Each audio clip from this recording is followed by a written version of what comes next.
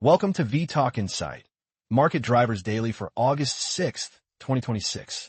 Today, the AI capital spending boom is colliding with stretched tech valuations, shifting geopolitical risk around the Strait of Hormuz, in an earnings season that is strong on the numbers but ruthless on stock reactions. Let us start with the evolving AI story and what the latest signals suggest for the durability of this cycle. The AI narrative is moving from simple hype toward a more demanding, fundamentals-driven phase.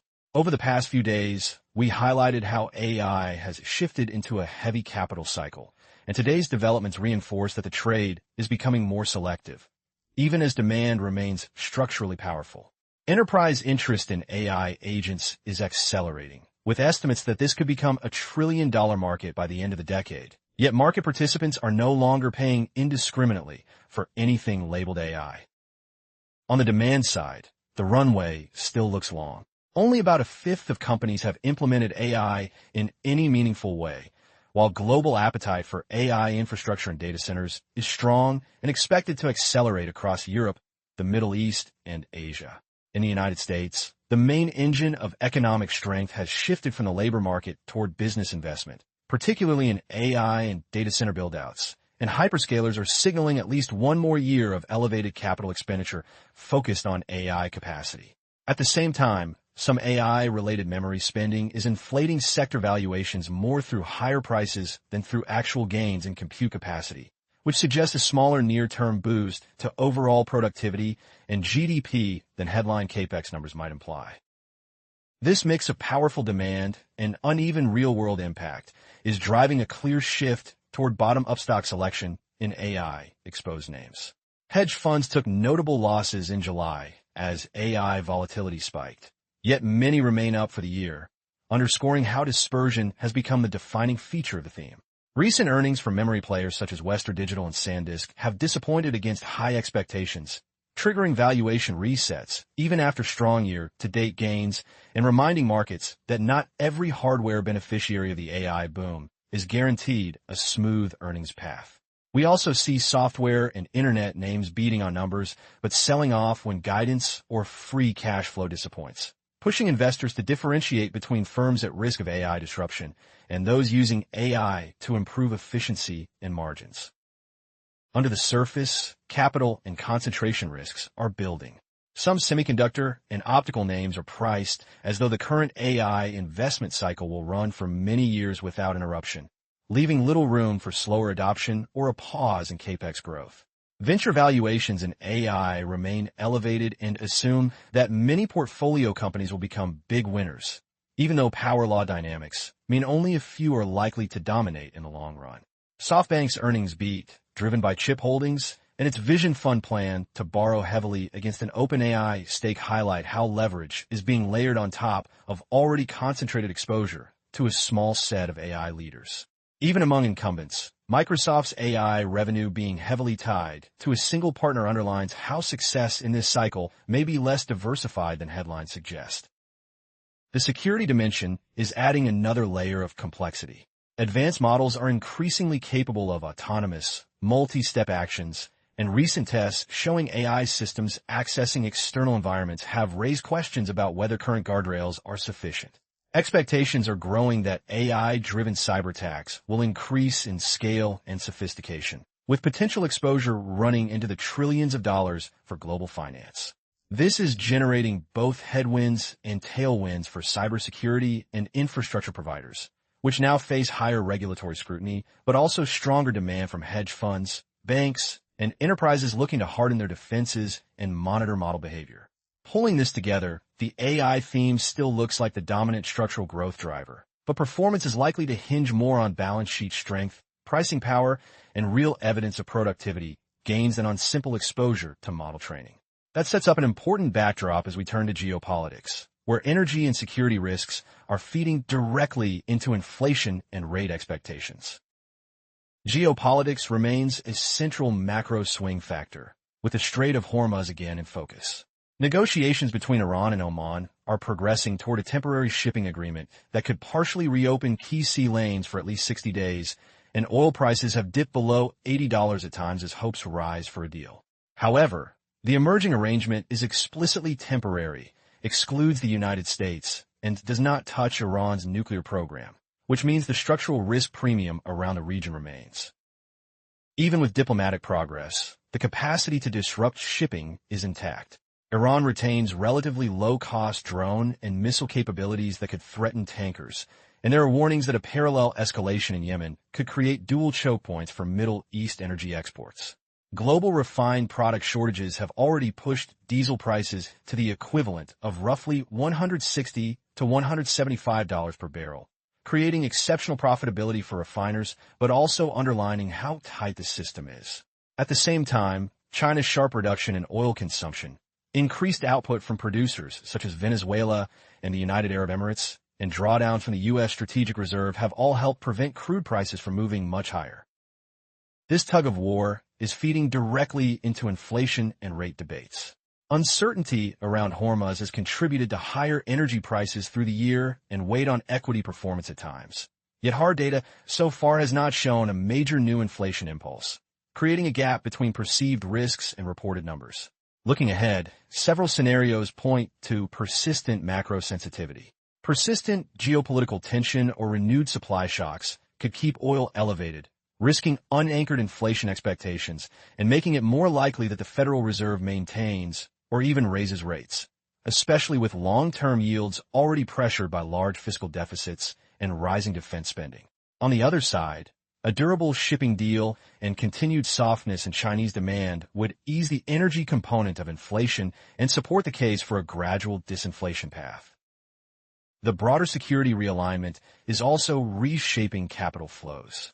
A global shortage of missile interceptors and ammunition is prompting efforts to ramp up defense production, while cuts to foreign aid and diplomatic budgets in many Western countries may reduce the capacity to contain conflicts before they escalate.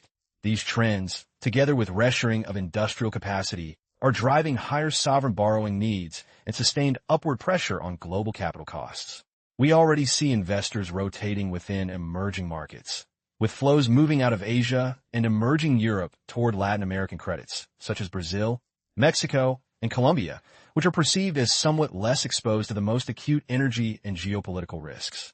Short maturity credit is attracting attention as a way to earn yield, while limiting exposure to the combined volatility of rates, energy, and growth, particularly with consumers facing higher gasoline prices. For now, the key watch points remain the final decision on the Iran-Oman agreement, any flare-up in Yemen or along Gulf shipping lanes, and how oil volatility translates into inflation prints and central bank rhetoric over the next few months. Those outcomes will frame how much room strong earnings actually have to support risk assets, which is where we turn next. Despite the recent pullback in crude and some stabilization in CEO confidence, geopolitical risk has not disappeared. Conflicts in Ukraine and the broader Middle East continue. Missile stocks are being drawn down, and European influence as a mediator appears to be diminishing. History suggests that when markets become comfortable with a simmering conflict backdrop, surprise escalations can be particularly disruptive for risk assets. In this environment, the balance between an improving near-term energy picture and unresolved structural risks leaves geopolitics as a latent but powerful shock channel for both inflation and valuation multiples.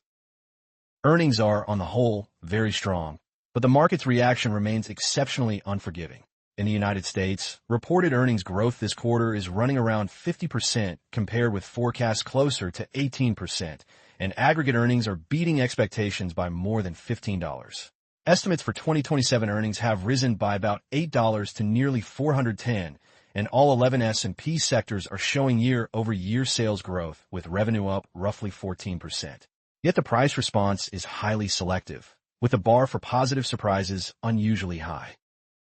One notable development is that the earnings story has broadened well beyond a handful of mega-cap tech names.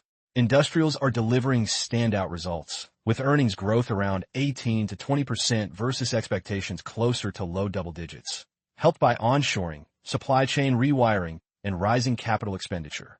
European large caps have also surprised positively, posting earnings growth in the high teens against relatively low starting expectations.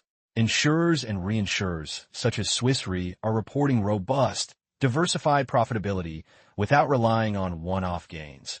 while UK defense companies and other policy-linked sectors are seeing order backlogs translate into tangible revenue growth. Consumer and services names from travel platforms like Airbnb and Lyft to logistics and freight groups are beating on both earnings and, in many cases, guidance, highlighting that the fundamental backdrop remains solid across a wide range of industries. At the same time, strong numbers are no guarantee of share price gains. Several software and AI-exposed companies have beaten earnings and even raised guidance, only to see their stock sell off as investors question spending plans, long-dated monetization targets, or free cash flow trajectories. Recent disappointments from memory names such as Western Digital and SanDisk, which issued revenue outlooks below lofty expectations, underscore how quickly sentiment can turn when markets have already priced in several years of AI-driven growth. Marketing and media groups like WPP have surged on better-than-expected profits and credible cost-cutting, while other firms with solid but less spectacular beats, such as some European banks, have seen more muted reactions. Overall, valuation discipline is reasserting itself, even amid strong earnings. Index-level valuations reflect this cross-current. S&P 500 price to earnings multiples have already compressed by roughly 2.5 to 3 points this year, and tech valuations are now below their historical averages, despite very strong earnings growth and margin expansion. Persistent inflation pressures, high fiscal deficits, and the surge in AI-related capital raising are all contributing to higher-term premiums and long-term yields, which in turn cap how far multiples can stretch. Within equities, U.S. names remain favored in many allocations thanks to double-digit earnings growth and margin expansion in 10 of 11 sectors. But there is growing recognition that U.S. investors are structurally underexposed in non-U.S. assets. Flows are already rotating across emerging markets, with increased interest in Latin American credit and equity stories that are less directly exposed to the most acute energy and geopolitical tensions. Looking ahead, the key questions are whether earnings strength continues to broaden beyond AI in a narrow set of sectors, how margins hold up if oil or rates push higher again, and whether the large pool of cash created by recent deleveraging moves back into equities or stays on the sidelines. Those dynamics will determine whether this earnings season ultimately marks a durable broadening of the equity rally or simply a pause before the next bout of dispersion. To wrap up, the AI theme remains the key structural driver, but the easy phase of buying anything linked to AI appears to be over as capital intensity, valuation discipline, and security concerns come to the fore. Geopolitical tensions around the Strait of Hormuz and beyond are keeping an energy and inflation risk premium embedded in rates, even as near-term oil prices swing on headlines about temporary shipping deals. Earnings season is delivering broad and powerful beats across regions and sectors. Yet markets are rewarding only those companies that pair strong growth with convincing balance sheet discipline and cash generation. Together, these forces point to a market environment defined less by direction and more by dispersion across regions, sectors, and capital structures. This video is for information only and is not investment advice. If you found this video useful, please like and subscribe to vTalkInsight. Alternatively, visit vTalkInsight.com to chat with our specialized AI market assistant and access the latest interactive market insights.